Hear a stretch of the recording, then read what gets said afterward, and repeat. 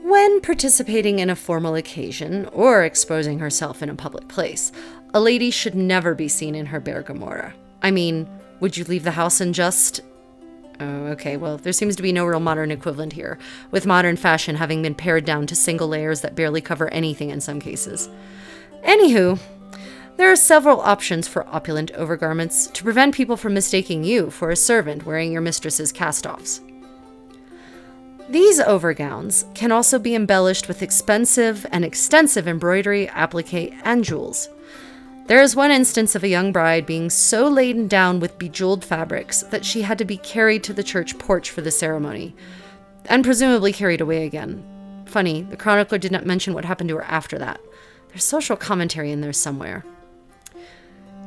Anyhow, this particular cioppa is constructed of silk damask, a very common choice of fabrics for Florentine ladies of a certain status, intended to bolster the onore of her family. Again, honor definitely meant something different back then. As an interesting side note, mourning garments were becoming increasingly risque amongst Florentine ladies, as laws had been passed to enforce raised necklines and minimize the amount of embellishment allowed. Apparently, my fellow Florentines were utilizing their mourning garments as a form of advertisement as to their sudden availability.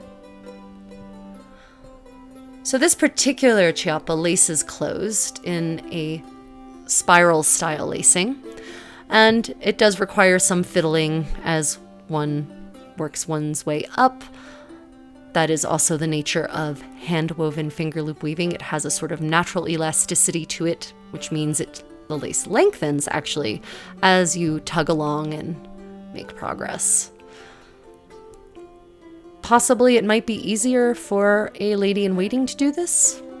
See comment about sad Contessa not having any ladies-in-waiting in residence, and her condottiero was otherwise engaged at this particular time.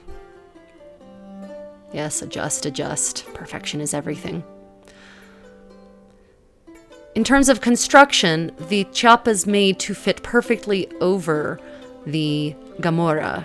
So, of course, if you were going to have one of these made, or, God forbid, make one yourself, you should make sure to fit it over top of a completed and properly laced gamora.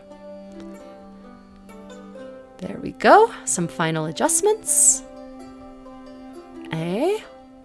Nope.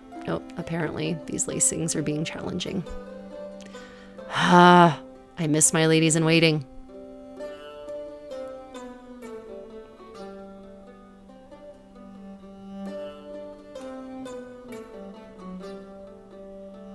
And done. Oh, hair. We must do something about the hair. That will be the next step. But not a bad look.